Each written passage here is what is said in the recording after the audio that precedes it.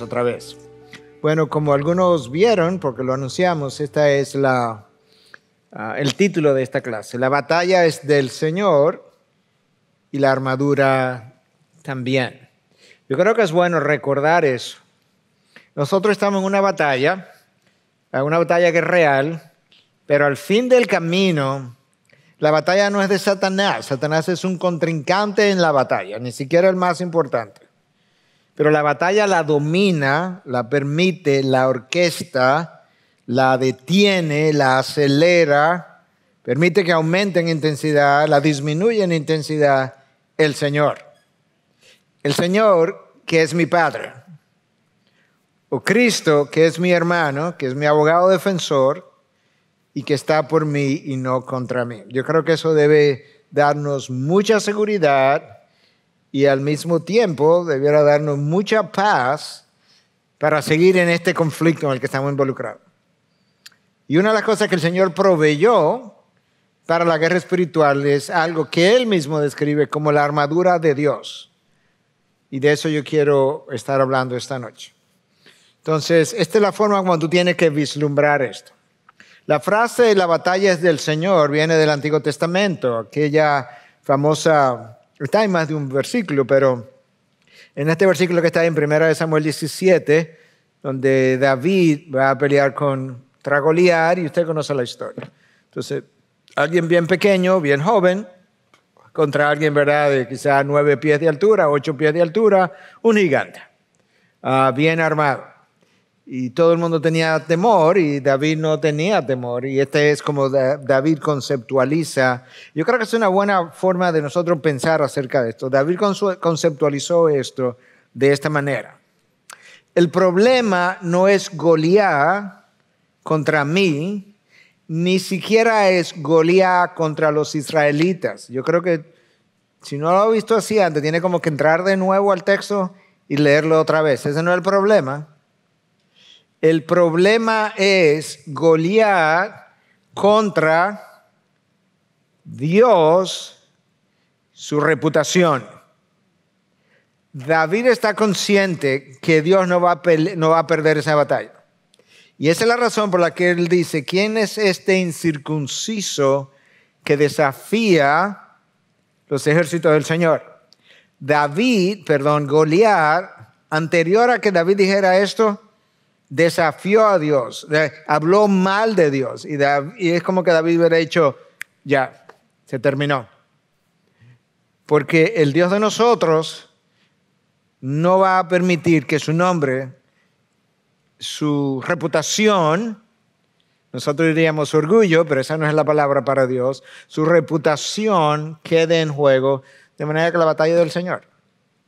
Y literalmente tú conoces el resto de la historia. Entonces la batalla del Señor, luego en el Nuevo Testamento, Dios nos dice que hay una armadura para la batalla, pero se llama la armadura de Dios. La causa por la que nosotros luchamos es del Señor, no es tu casa, no es mi casa, no es la IBI, no, lo que está en juego. Tú sabes las veces, voy a hacer un paréntesis, las veces que orando yo me he detenido y he dicho: Señor, mira, yo te voy a pedir esto, no por mi reputación, no por la reputación de la IBI, no para que no se hable mal de la IBI, nada de eso tiene importancia. Aquí lo que importa es tu honor, tu orgullo, tu nombre. Por amor a ti mismo yo te pido que tú hagas esto.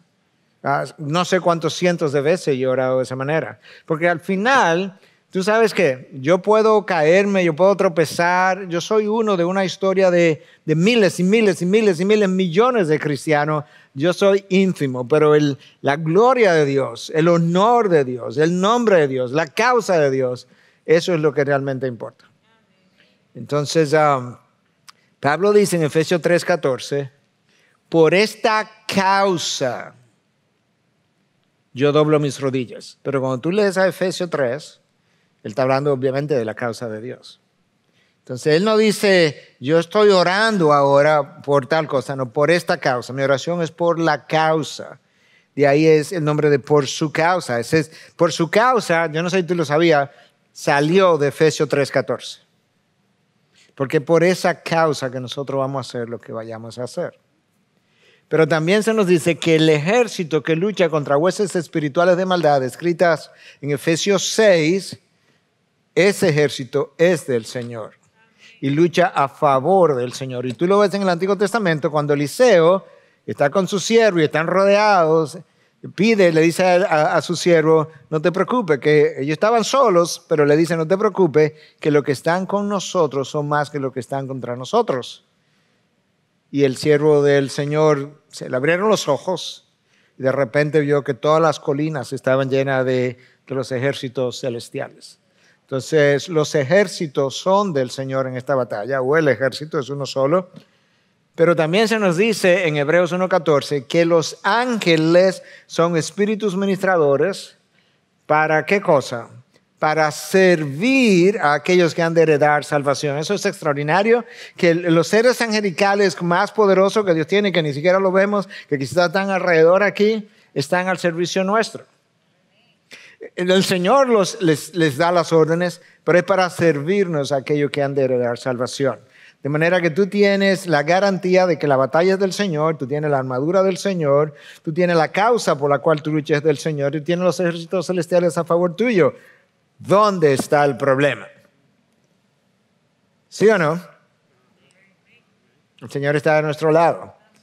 ¿Qué? Vamos a comenzar a leer Efesios 6, donde se habla de la guerra espiritual y se habla de la armadura de Dios al mismo tiempo. Por lo demás, hermanos, o por lo demás, dice Pablo, fortalezcanse en el Señor y en el poder de su fuerza. Revístanse con toda la armadura de Dios para que puedan estar firmes. Nota las palabras que están en colores distintos ahí. Contra las insidias del diablo. ¿Okay? Porque nuestra lucha no es contra sangre y carne, sino contra principados, contra potestades, contra los poderes de este mundo de tinieblas, contra las huestes o fuerzas, dependiendo de la traducción, espirituales de maldad en las regiones celestiales. Por tanto, tomen toda la armadura de Dios. Ahí está la repetición otra vez de esa frase, para que puedan resistir en el día malo. Notaste que dice toda la armadura de Dios. Él pudo haber escrito la armadura de Dios. No, es toda la armadura. Para que podáis resistir en el día malo. Y habiéndolo hecho todo, estar firme. Estén pues firmes. Firmes aparece 3 veces en ese corto pasaje. Lo vamos a ver en un momento de una forma un poco más detallada. Pero nosotros tenemos una lucha, nuestra lucha no es contra carne ni sangre, la palabra ahí es palé, en el original, implica un conflicto, una pelea, pero escucha cómo, es una pelea entre 2 individuos que se van a estar dando golpes hasta que uno venza. O sea que aquí va a haber un perdedor y un ganador. Esa es la idea, como 2 boxeadores. Entonces, estamos en una pelea, tú sabes quién va a ganar, ¿verdad? Nosotros vamos a ganar, porque Cristo va a ganar. Y cuando Cristo gana, yo gano. ¿Okay? Entonces esa es la pelea en la que yo estoy. Eso es una lucha contra entidades espirituales, pero no solamente contra entidades espirituales. Es una lucha contra ideologías humanas. Si hay algo que me ha ido quedando cada vez más claro con el paso de los años, todas estas corrientes, religiones, filosofías, todas esas cosas que son contrarias a Dios, todas corresponden al mismo reino, al reino de las tinieblas. Y ellas forman parte de la guerra espiritual contra nosotros. La ideología de género huele a azufre por completo. Salió de un solo lugar. Es como el ataque más feroz contra el reino de la luz. ¿Por qué? Porque está apuntando a la base de la estabilidad de la sociedad, al hombre, a la mujer, al matrimonio. Y cuando eso no está estable, nada puede estar estable. Entonces esa batalla es real, es dura, es debilitante, es desafiante, a veces intimidante. O sea, yo estoy diciendo que no debemos temer, pero al mismo tiempo estoy reconociendo, hay momentos en el que tú temes. Pablo dice que fue a los Corintios como con temor y temblor. Pablo, ¿okay? El intimidable Pablo. que estuvo en el tercer cielo, Pablo dice, yo fui a ustedes con temor y temblor. Corinto era una ciudad intimidante. Esa es la razón por la que cuando tú te sientes de esa manera, tienes que regresar a Dios otra vez y fortalecerte allí. Entonces Pablo habla también, cuando escribe a los Efesios, y habla de insidias contra el diablo. Nosotros tenemos que luchar contra las insidias del diablo. Pero en el original la palabra es metodeia. Tú sabes cuál palabra viene de ahí, ¿verdad? De ese lenguaje griego, método. En otras palabras, el diablo tiene métodos. Y un método es algo planificado, es algo pensado. Y cuando a él le falla un método, él aplica otro método. Pero ¿sabes qué? El método que él tiene para hacerme caer no es el método que él tiene para hacerte a ti caer. Y el método que él usó conmigo el año pasado, donde yo me tropecé y casi me caigo, va a ser cambiado este año para ver si este año entonces termino de caerme.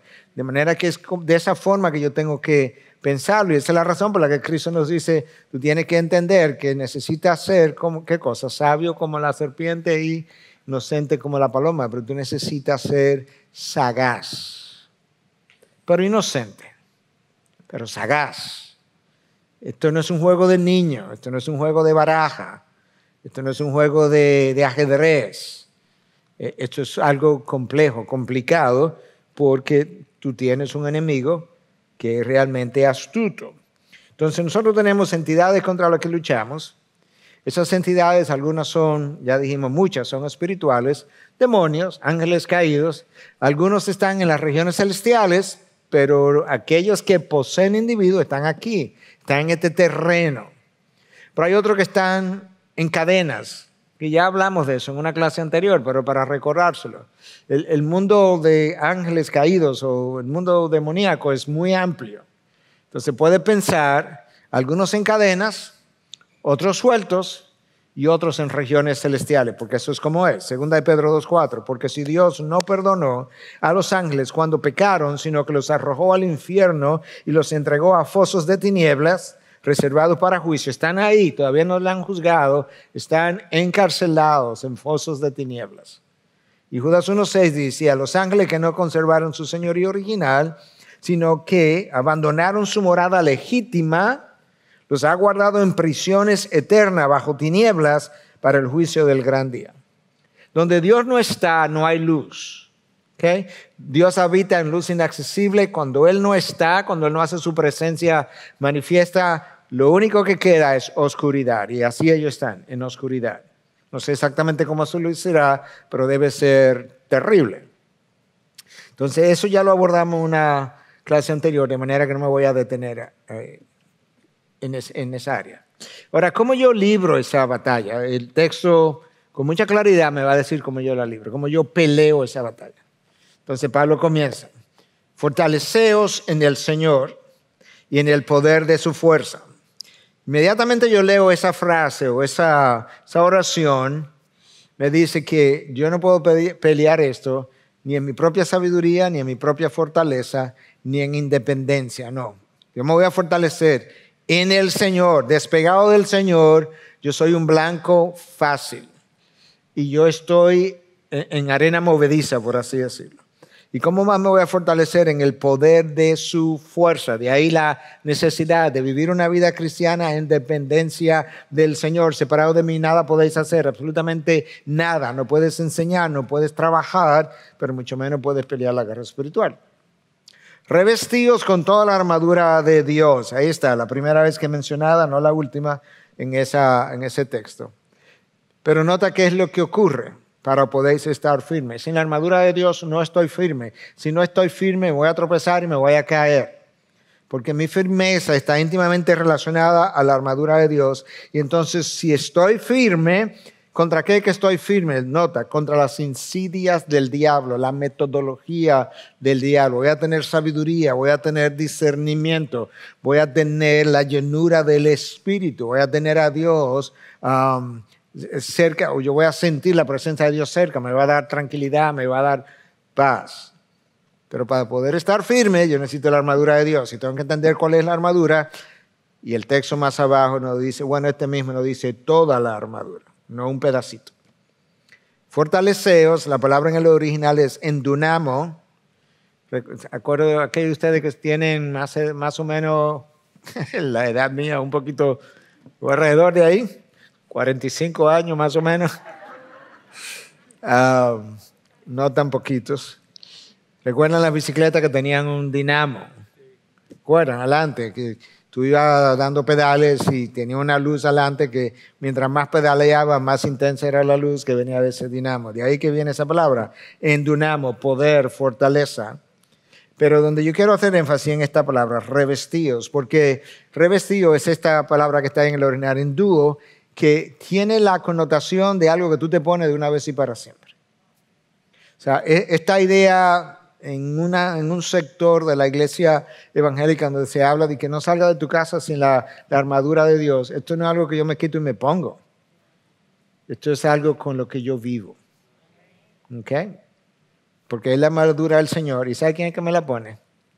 El Señor. La pregunta es si la uso o no la uso. Eso es otra cosa. Pero no es que la deje en el closet y tengo que salir a buscarla. Ok.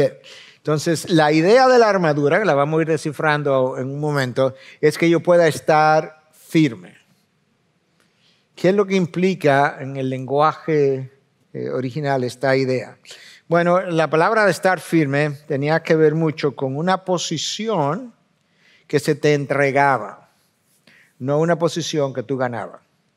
Es una posición que se te entregaba y se te pedía que la defendiera. En las batallas ocurre eso todavía. O sea, aquí te vamos a dejar, este territorio es de nosotros, el enemigo viene de allá para acá, defiende este territorio.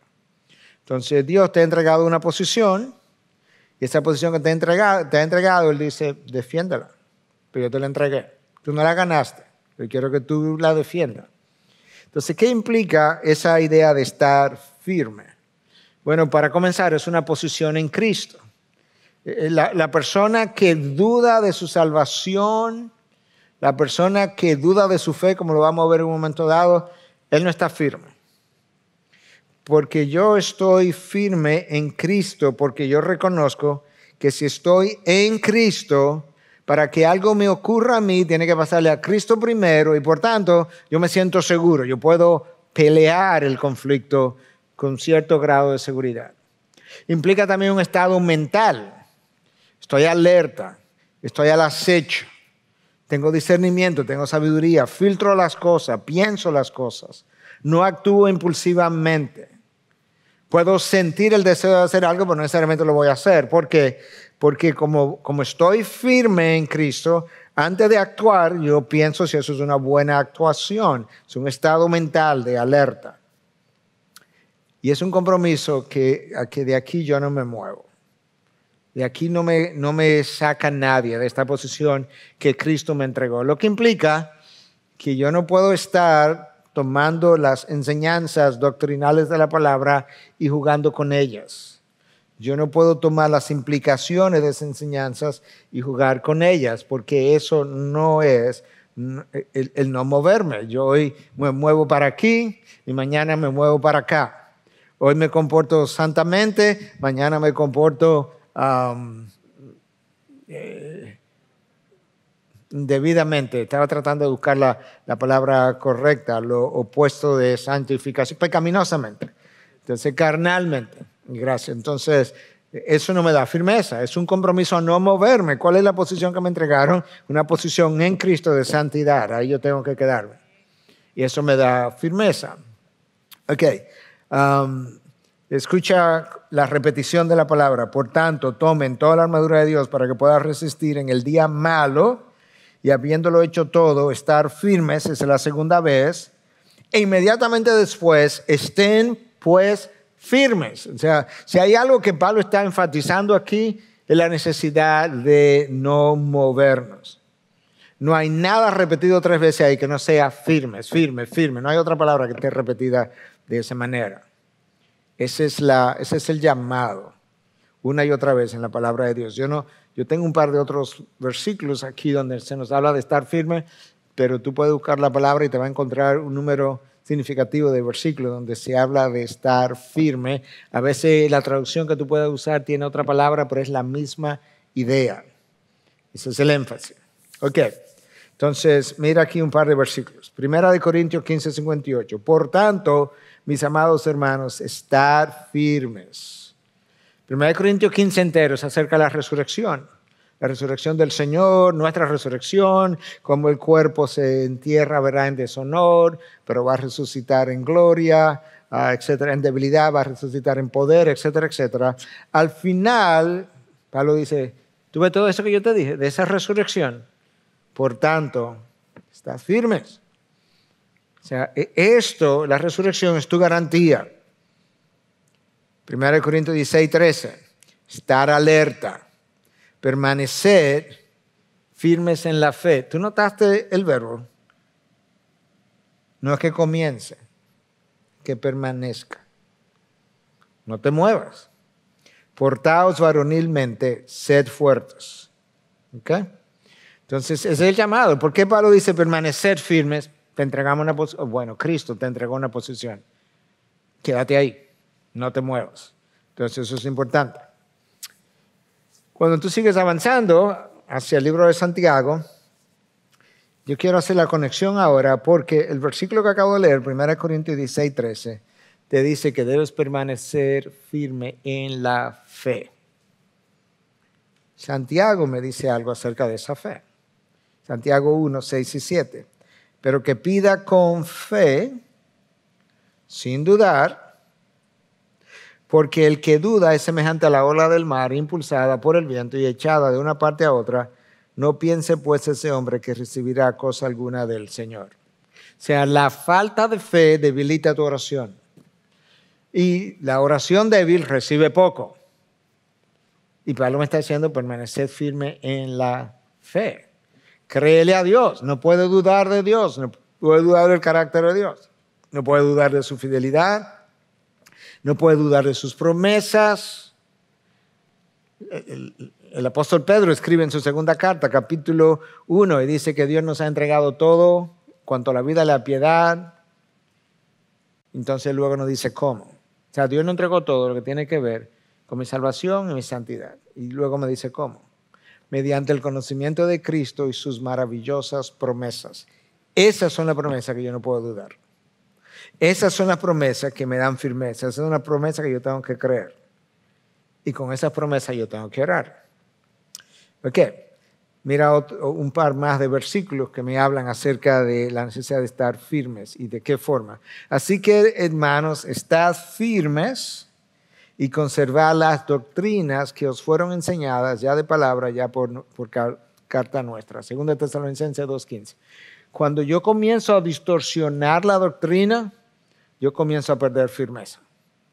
Cuando yo comienzo a decir eso no significa esto, significa aquello, y estoy causando una distorsión de su significado, eso hace que yo inmediatamente comience a perder terreno firme y el terreno donde estoy parado comienza a volverse arenoso.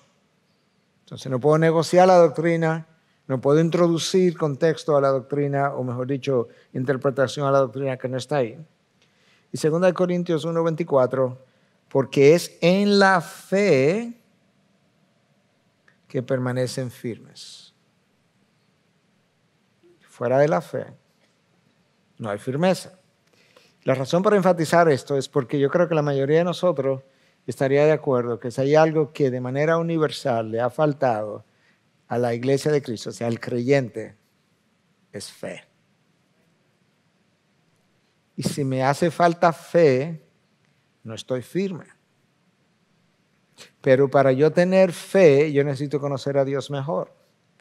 Yo no puedo tener firmeza de fe, amplitud de fe, profundidad de fe, conociendo poco a Dios.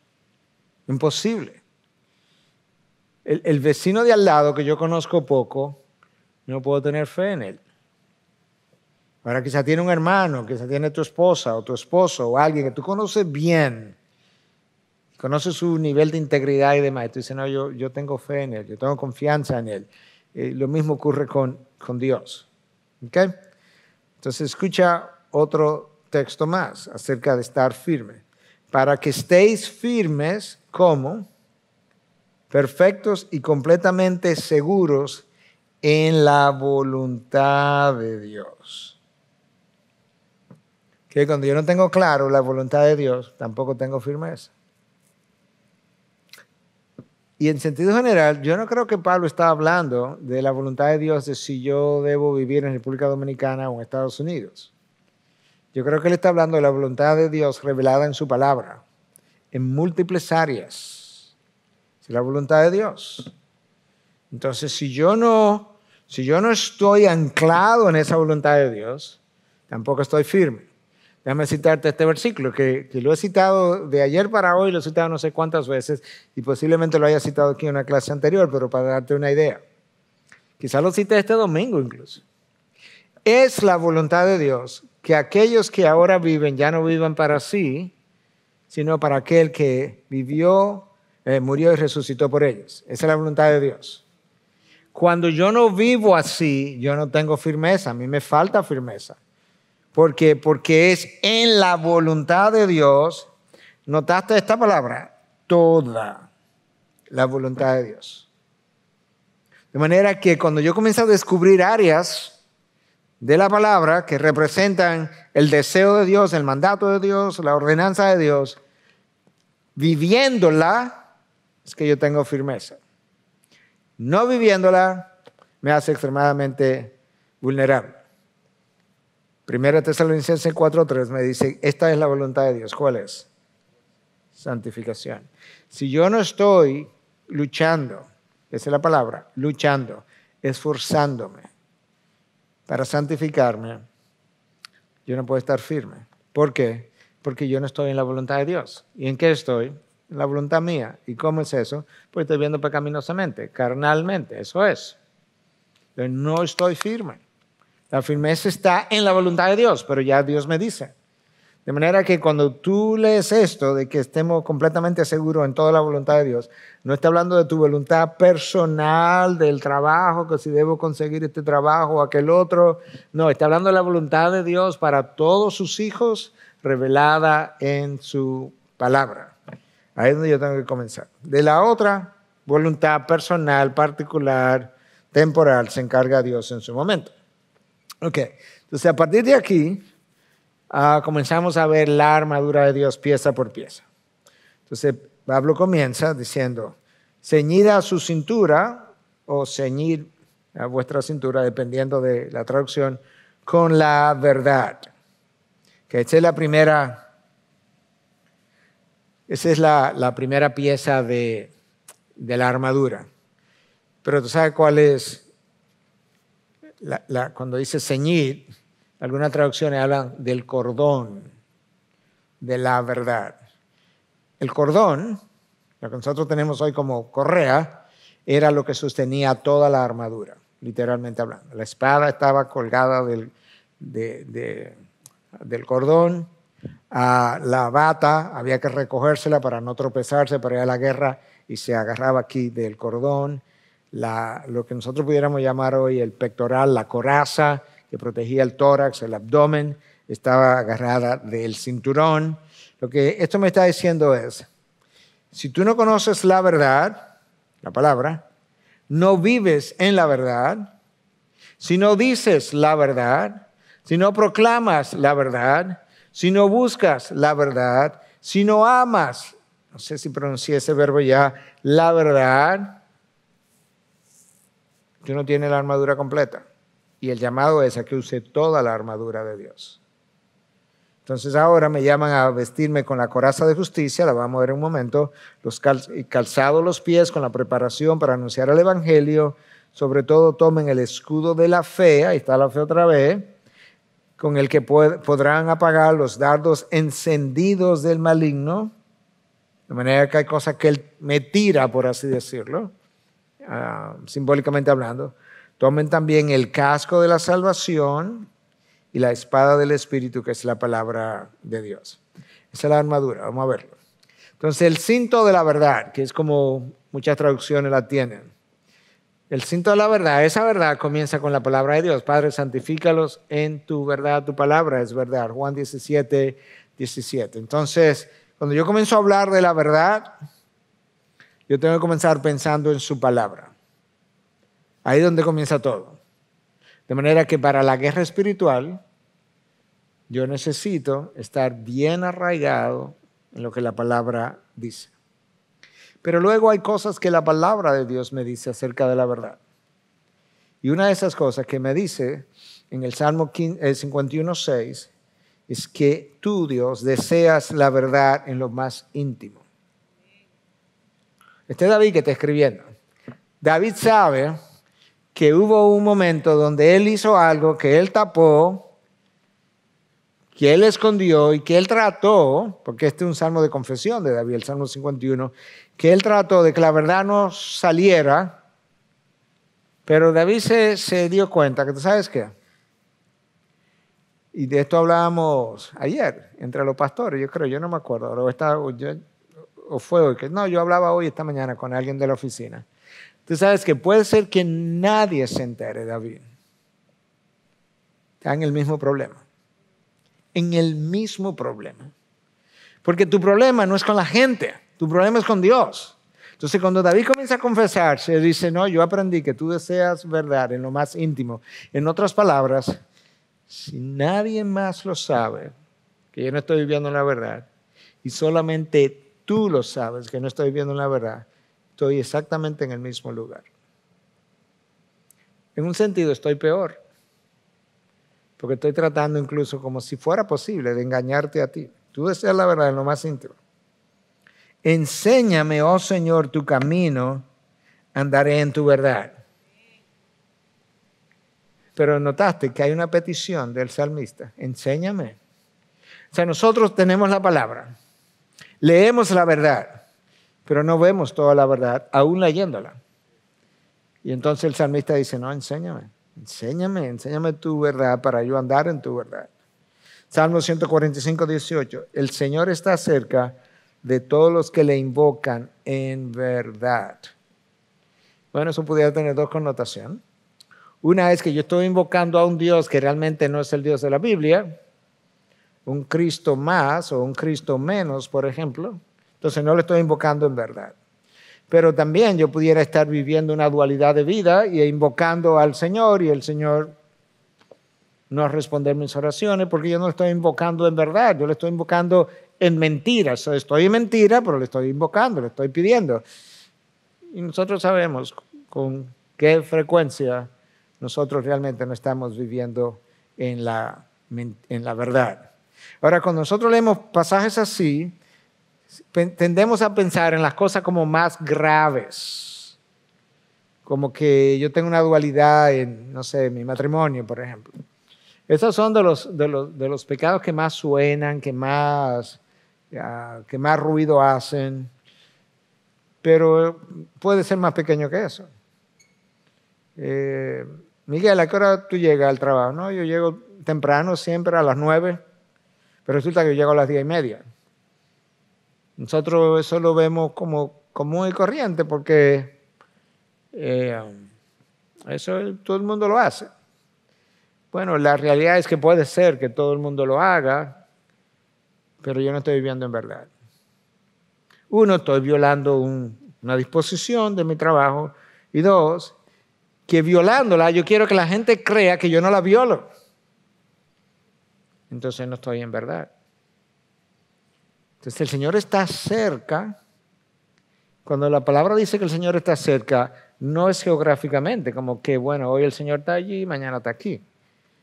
La cercanía implica su disposición para bendecirme, para guiarme, para darme luz, para darme discernimiento, para dejarme ver mejor su voluntad, para responder mis oraciones, porque Él siempre está cerca. Pero en el contexto bíblico, el estar cerca tiene que ver con todo eso que yo acabo de describir. El Señor está cerca de todo lo que le invocan en verdad. Pero tú te das cuenta que la importancia que la palabra le da al concepto de verdad. De hecho, cuando hablamos en la segunda clase, la batalla por la verdad, pusimos 2 slides distintos con un número de cosas que la palabra dice acerca de la verdad. Y entre otras cosas hablaba de andar en la verdad, de amar la verdad, de buscar la verdad, de proclamar la verdad, etcétera, etcétera, etcétera. Esa es la palabra. Ok. Lo próximo que me habla es de la coraza de justicia. Si estuviéramos leyendo esta Biblia en inglés, hablaría de, en vez de justicia, diría righteousness. En otras palabras, una vida de rectitud moral. De eso que está hablando esto. ¿Okay? Nota la importancia de esta vida de rectitud moral. En otras palabras, la armadura no va a funcionar bien si yo no ando en rectitud moral. No, yo voy a estar altamente vulnerable al enemigo. Entonces, cuando Pedro escribe, el texto que yo te mencioné ahorita, que decía que el Señor nos ha concedido todo lo concerniente a la vida y a la piedad, mediante el conocimiento de Dios y sus maravillosas promesas. El texto que sigue inmediatamente después de eso dice, por esta razón, o sea, como ya el Señor me dio todo lo concerniente que Él tenía que darme, por esa razón, entonces dice, también obrando con toda diligencia, el texto ahí en el original implica hacer el mejor esfuerzo. O sea, tú vas a hacer el mejor esfuerzo y tú vas a añadir a tu fe, esa fe es un don que Dios te lo dio, a eso que Él te dio, tú le vas a agregar virtud. La palabra virtud implica excelencia moral, literalmente hablando.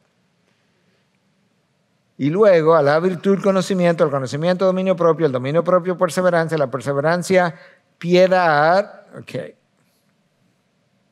Esas dos cosas, excelencia moral y piedad, es la misma cosa. Sin embargo, Pedro dice 2 veces en cuanto a las cosas que yo tengo que ir agregando, tú tienes que agregarle excelencia moral. Yo creo que quizás estaba hablando de una vida externa de excelencia moral y piedad, quizás una vida interna de excelencia moral, porque es en sentido general muy similar.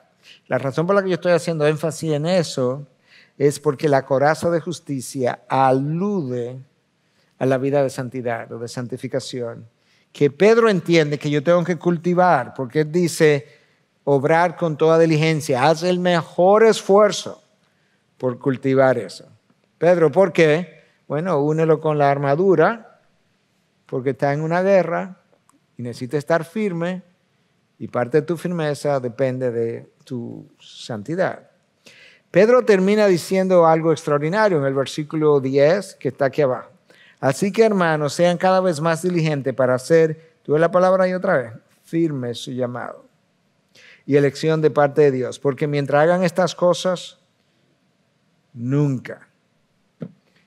Los absolutos de la palabra a mí siempre me han llamado la atención. Nunca, Pedro me dice, nunca van a caer. Algunas Biblias dicen, nunca tropezará. O sea, Pedro, que si yo cultivo esto,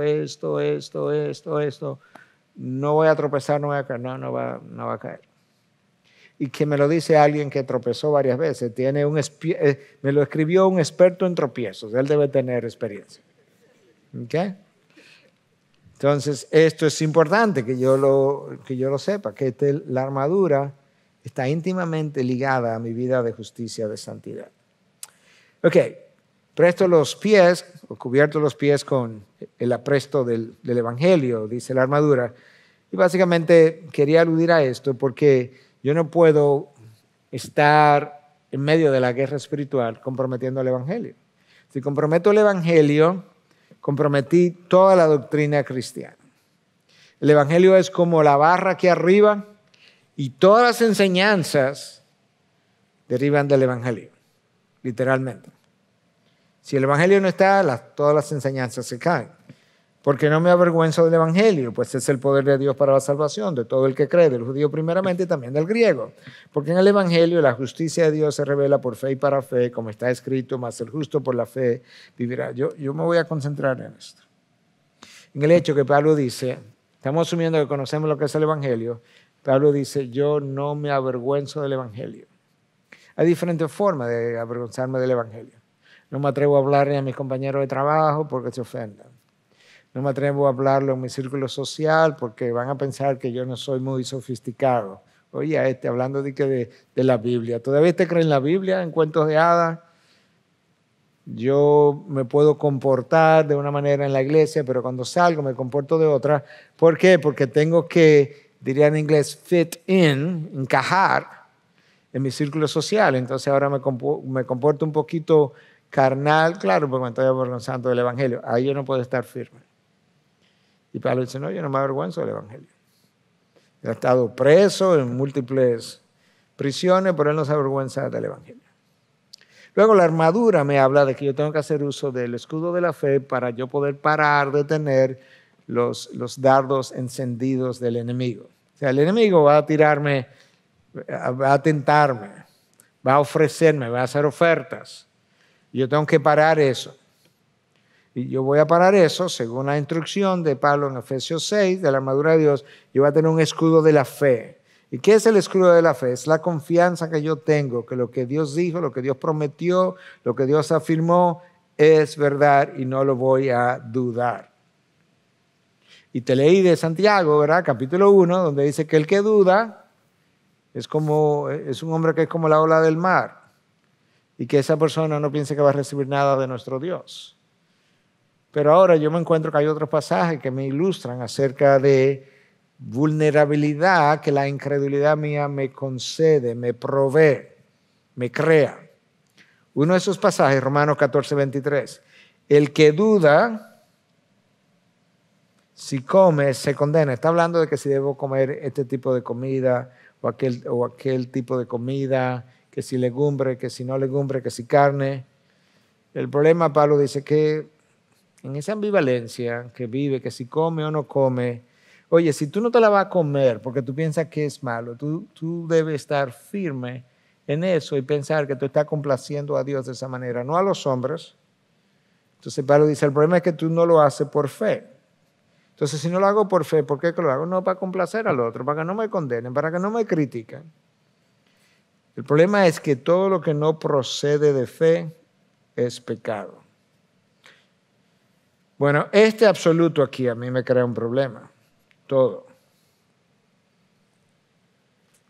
O sea, todo lo que no proviene de fe implica toda incredulidad es pecado.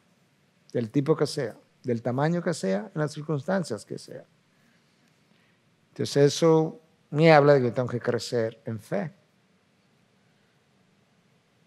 Oh, hombres de poca fe. Y no hizo muchos milagros allí por su incredulidad. Felipe, tanto tiempo tengo contigo y todavía no me conoces. Todo eso es incredulidad. Señor, déjame caminar sobre las aguas. Ven, Pedro. Y de repente, Señor, sálvame. Pedro, ¿por qué dudaste? Tú te das cuenta una y otra vez, una y otra vez. Señor, yo le traje a mi hijo a tus discípulos que está endemoniado y no pudieron liberarlo. Oh, generación adúltera, ¿hasta cuándo yo voy a estar con ustedes? Entonces luego, Señor, ven acá, Señor. Explícame, ¿por qué fue que no lo pudimos hacer? Por su falta de fe. ¿Te das cuenta del énfasis que el Señor hace? Y sin fe es imposible agradar a Dios. Claro que no se puede agradar, porque la falta de fe es desconfianza en su carácter. Yo no puedo agradar. Imagínate que tú le digas a tu esposa, es que yo no confío en ti. ¿Tú crees que la va a agradar con eso? Probablemente va a dormir para los pies esta noche. Y sin fe es imposible agradar a Dios, porque es necesario que el que se acerca a Dios crea que Él existe y es remunerador, Él no está hablando de dinero ahí, de los que le buscan. Que crean que Dios recompensa la fe, recompensa la confianza. Dios recompensa a aquel que verdaderamente cree que Él está por ti, que Él ofreció a su Hijo por ti. A eso es que se está refiriendo. Entonces, ahora el enemigo quiere socavar tu fe, quiere atacarte, quiere que tú dudes, quiere que tú dudes continuamente de todo lo que Dios te provee. Porque esa es una de sus armas más poderosas. Una de las armas más poderosas del enemigo, quizá la más poderosa, es abatir mi fe. Que yo dude de Dios. Así fue que él ganó en el jardín del Edén. Literalmente. Eva, ¿qué fue lo que el Señor te dijo? No, que no comiera de la fruta porque el día que comas morirá. No, hombre, Eva. Cuando tú comas se te van a abrir los ojos. Tú conoces la historia, la revisamos aquí. ¿Qué fue lo que creó en Eva? Incredulidad. ¿Y quién perdió? Eva. ¿Y quién ganó? Satanás. Esa es su arma más poderosa. incredulidad en lo que Dios ha revelado. El escudo de la fe me mantiene de rodillas, me mantiene dependiente de su poder y de su gloria, me mantiene esperanzado en su futura respuesta. Quizá no ha llegado, pero yo estoy esperanzado en su futura respuesta. Hombres de fe son hombres de oración, o mujeres, son hombres de rodillas. Tú puedes estar de rodillas físicamente, pero puedes estar de rodillas también internamente. Estás doblegado a la voluntad de Dios, a lo que Dios quiere, a lo que Dios desea. Y de buena manera, no de una forma airada. Entonces vamos a hablar un poquitico ahora con un par de citas acerca de la fe y la oración también. La oración es totalmente dependiente de la fe. ¿Tú escuchaste eso? Totalmente dependiente de la fe. Eso quiere decir que personas de poca fe oran poco, personas que oran mucho tienen mucha fe, porque por eso oran, porque tienen fe que Dios va a actuar. Virtualmente la oración no tiene existencia aparte de la fe y no logra nada a menos que ésta, la fe, sea su compañero inseparable. Yo no recuerdo quién dijo esto, fíjate que está en comillas, tengo que buscar de nuevo de quién es la cita, pero nota cómo dice que la fe no logra nada a menos, la oración no logra nada a menos que la fe sea su compañero inseparable. ¿De dónde sacó esta persona esa idea? De Santiago, que el hombre que duda, que es como una ola del mar y que no piense que va a recibir nada del Señor. ¿Por qué? Porque está pidiendo, pero no cree. Pide ayuda, pero no creo que me va a ayudar. No, vamos a ver, quién sabe. ¿Por qué? Próximo elemento de la armadura de Dios, el casco o yelmo de la armadura. Protege la cabeza. ¿Pero qué es lo que está protegiendo? Bueno, en el mundo romano, porque esta es una ilustración que Pablo usa de esa armadura del mundo romano, en el mundo romano la gente sabía que si algo te entraba adentro, al cerebro, tú eras hombre muerto. Y entonces, ¿qué es lo que tipifica mi cabeza? La mente. La armadura de Dios me está ayudando a entender, yo tengo que proteger mi mente de lo que entra, de lo que le da forma a mi pensamiento, de mis ideas, de lo que oigo, de lo que veo, de lo que leo. Por una razón, Proverbios 23:7, como él piensa, así es dentro de sí. Y como yo soy dentro de sí, pero dentro de mí, así yo vivo. De manera que si tú quieres saber quién eres, necesitas como encontrar algo que pueda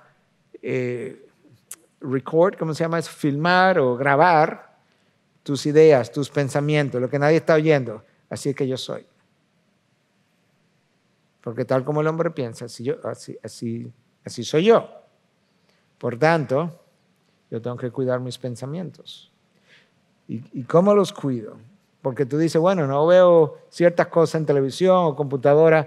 No, ahí yo estoy cuidando the input, la información que me llega. Yo tengo que cuidar mis pensamientos aunque esté todo apagado, las cortinas cerradas, porque en mi mente yo creo realidades virtuales y yo tengo que saber si eso se corresponde a lo que Dios quiere o no quiere. Y esos pensamientos yo tengo que llevarlos cautivos a los pies de Cristo. Eso es como Pablo me instruye en una de las cartas a los Corintios. Y Filipenses 4:8 me da como un marco de referencia excelente para yo cuidar mis pensamientos. Mira lo que dice. Por lo demás, hermanos, todo lo que es verdadero, ahí comienza. ¿Okay? Si algo no es verdad, no lo siga pensando. O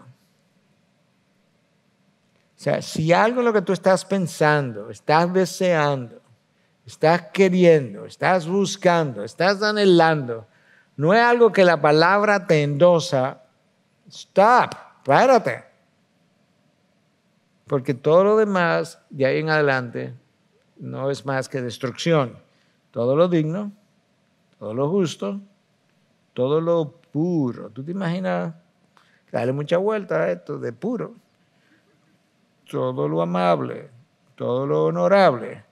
Si algo tiene virtud, ¿Algo que merezca elogio, hablar de eso?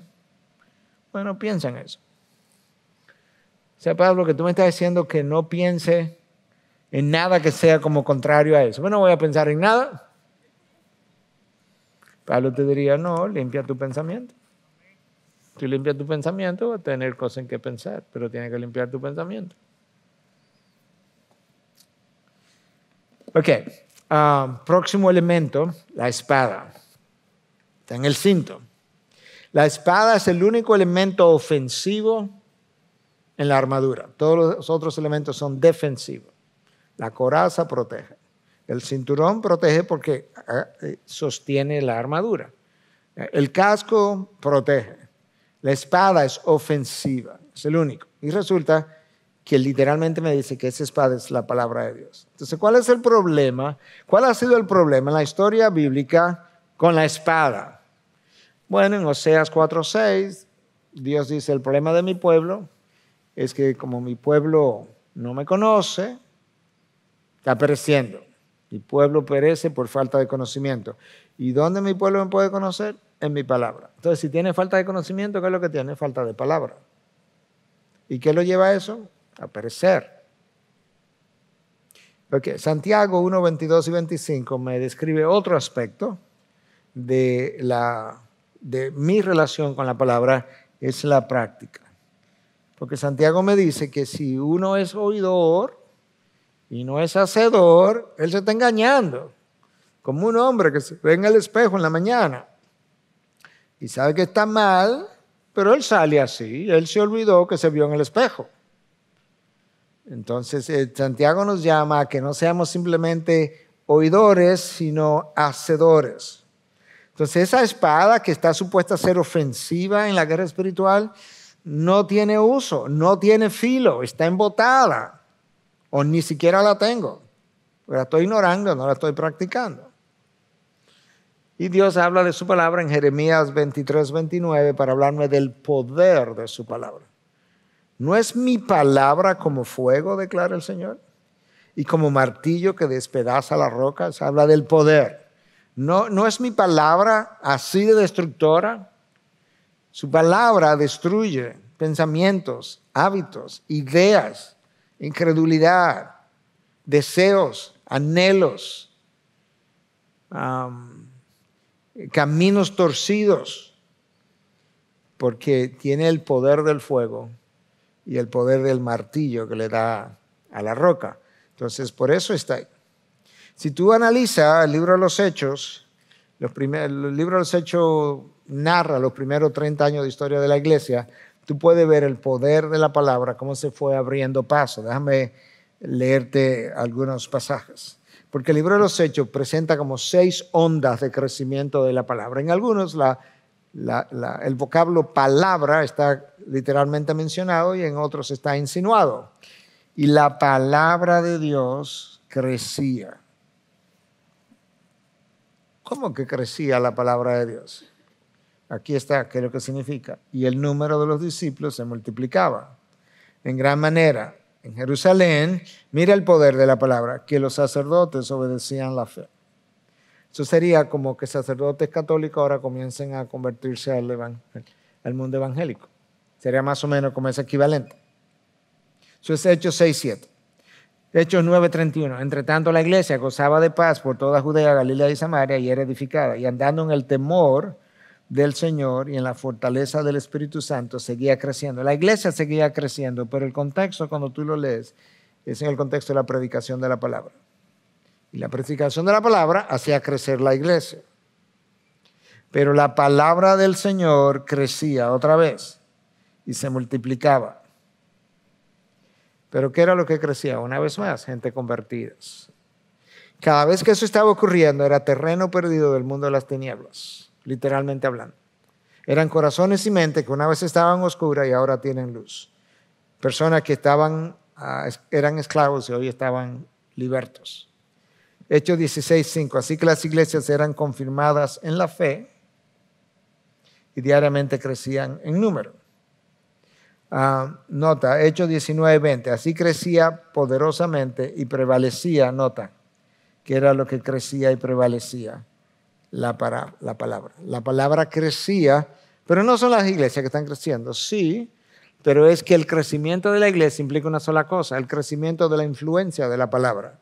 Así crecía poderosamente y prevalecía la palabra del Señor. Y finalmente, Hechos 28, 30 y 31. Y Pablo se quedó por 2 años enteros en la habitación que alquilaba y recibía a todos los que iban a verlo, predicando el reino de Dios. Eso es palabra. Enseñando, eso es palabra. Todo lo concerniente al Señor Jesucristo con toda libertad, sin estorbo. Ahí que termina. Y ahí tú vas viendo el crecimiento, el poder de la palabra. Entonces yo quise traer esto para mostrar a nivel personal, la palabra es como un martillo, es como un fuego, destruye cosas que no deben estar en tu vida, consume cosas que no deben estar en tu vida, como el fuego. Pero a nivel ya macro, la palabra le abre el paso al reino de la luz en la medida en que tú la enseñas y la predicas y va conquistando terrenos oscuros. Finalmente, en el texto y finalmente en esta noche, el texto de la armadura de Dios cierra con un llamado poderoso a la oración. Entonces esto es lo último que el texto dice. Esa armadura que yo acabo de escribirte funciona de una sola manera. Sin esto no va a funcionar. Con toda oración y súplica, oren, está como repetido, toda oración oren. Con toda oración y súplica, oren en todo tiempo, ahí hay otro absoluto, en el Espíritu, o sea que vamos a orar de una forma, no es que vamos a orar, no es que vamos a repetir como papagayos. Y así velen con toda perseverancia y súplica, eso orar otra vez, por todos los santos, oren también por mí, para que me sea dada palabra al abrir mi boca, a fin de dar a conocer sin temor el misterio del Evangelio. Notaron como Pablo, el campeón Pablo, dice, no, oren por mí. Yo no creo que yo lo tengo todo ya cuadradito, ¿no? Este lunes, yo y un grupo de pastores estuvimos frente a la comisión que estaba, porque aparentemente iban a tomar una decisión hoy, revisando el Código Penal. Y yo le escribí a los pastores de nuestra iglesia y le dije, oren por mí. Yo tenía que hablar para que me sea dada palabra cuando yo abra mi boca. Bueno, yo fui delante de una comisión, pero ¿sabe qué? Ahí hay una guerra espiritual enorme con ese Código Penal, que tiene todos los años del mundo, por el cual soy embajador en cadenas, que al proclamarlo hable sin temor como debo hablar. O sea, Pablo, ¿tú todavía piensas que a lo mejor se te chispotea al hablar? Sí. Por eso que yo estoy pidiendo oración. Porque puede ser que yo no diga lo que deba decir. Puede ser que yo me intimide.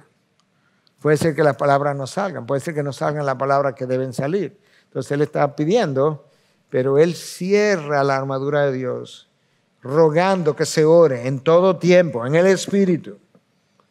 Y luego termina pidiendo oración por él. Esta es una cita estoy casi seguro, de Joel Beeke, que creo yo mencioné algo de esto, quizá la clase anterior. La oración es crítica porque cada pieza de la armadura del cristiano es inservible sin ella, inservible, no sirve para nada. La oración es como el aceite, de la misma manera que cada parte de un motor es inservible sin aceite, de esa misma forma la batalla espiritual es en vano sin oración. Luchar contra Satanás sin oración es como David luchando con Goliat en la armadura de Saúl. La armadura no encaja y es inefectiva contra los golpes del enemigo. ¿Te acuerdas que David no quería la armadura de Saúl? Él trató de ponérsela, pero le quedaba grande y le quedaba pesada. Bueno, la armadura espiritual, la armadura de Dios sin oración, totalmente inefectiva y no encaja. ¿Qué hago yo? ¿Cómo yo voy a decirle al Señor que estoy dependiendo de Él si yo no oro? ¿Cómo le voy a decir al Señor que estoy confiando en Él si yo no he hablado con Él? Entonces la oración es vital en esta guerra espiritual.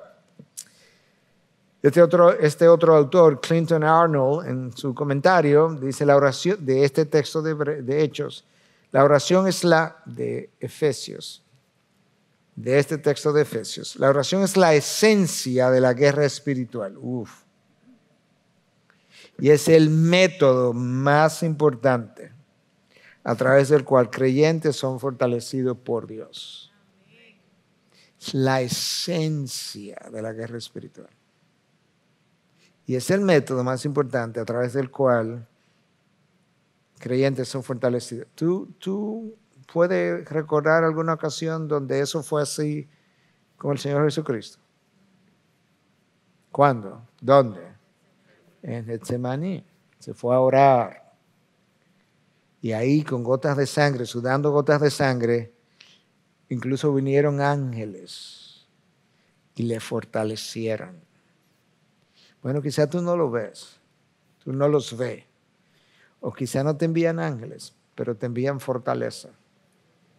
Pero la oración es vital si vamos a pelear esta guerra bien. Traje al final, estoy cerrando ya, varias citas a propósito, una detrás de la otra. Este otro comentario. La oración tiene un lugar enorme en el libro de los Hechos. El libro de Romanos tiene 433 versos, 56 de ellos están dedicados a la oración. El libro de Efesios, mucho más corto que Romanos, tiene 155 versos y 31 están dedicados a la oración o a nuestras oraciones. Esto nos da una idea de qué importante es esta oración en la vida del creyente. No quería cerrar sin mencionar algunos versículos que nos dejan ver un par de otras cosas. Tengo que orar sin cesar. ¿Okay? Yo tengo que trabajar, pastor, sí, pero tú en el trabajo puedes orar. A veces oraciones breves, a veces oraciones cortas. Yo se lo he mencionado múltiples veces con mis pacientes. Antes de ayer estaba orando con una paciente. En lo que yo estaba orando, entró un médico que venía a verla.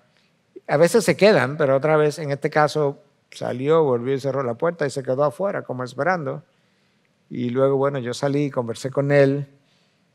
Se puede orar mientras trabajamos, de diferentes formas. A veces con alguien, pero a veces no es con alguien. Primera Tesalonicenses 5:17. Pero cuando Pablo me dice orar sin cesar, está consciente de que la guerra espiritual es sin cesar. Cristo le dice en una parábola, en Lucas 18:1, y les refería a Jesús una parábola para enseñarle que ellos debían orar en todo tiempo y no desfallecer, o sea, no te canses. Tuve el énfasis de estas cosas.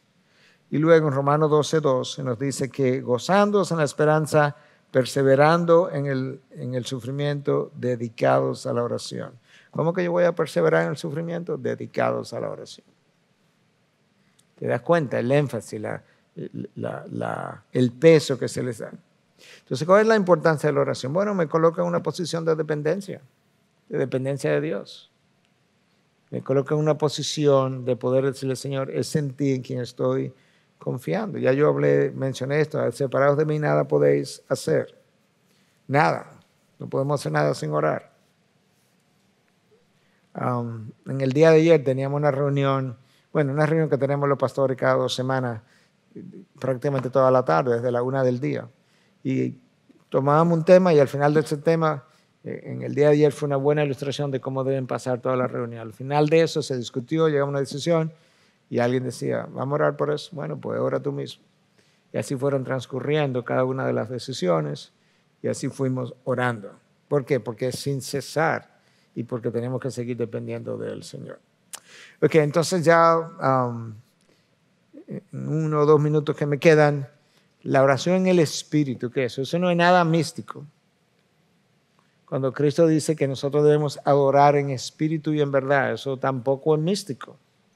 La oración en verdad es la adoración, porque está hablando de adoración en ese momento, cuando está hablando con la mujer samaritana, Juan 4, dice que debemos adorar en espíritu y en verdad. La oración en verdad es la adoración que es conforme a lo que Dios ha revelado en su palabra, en la verdad. Y en espíritu es una adoración que es guiada por el Espíritu que mora en nosotros. De esa misma manera, la oración en el Espíritu no es nada místico, es extremadamente práctica. Es una oración que es conforme a su palabra, es conforme a sus propósitos, es una oración confiada en Dios, una oración con fe, y es una oración conforme al espíritu de obediencia. En otras palabras, yo estoy orando, pero estoy viviendo en obediencia. No estoy orando sin obedecer, en desobediencia. No funciona. No es en el espíritu. Entonces, si yo oro en desobediencia y no es en el Espíritu, ¿cómo es? En la carne. Porque la obediencia me la da la guía del Espíritu, la llenura del Espíritu.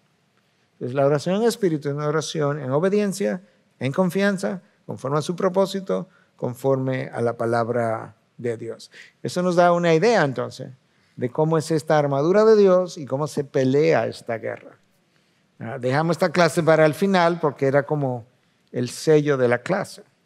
No es todo lo que pudimos haber enseñado, pero yo creo que abarcó una gran parte de esta guerra espiritual.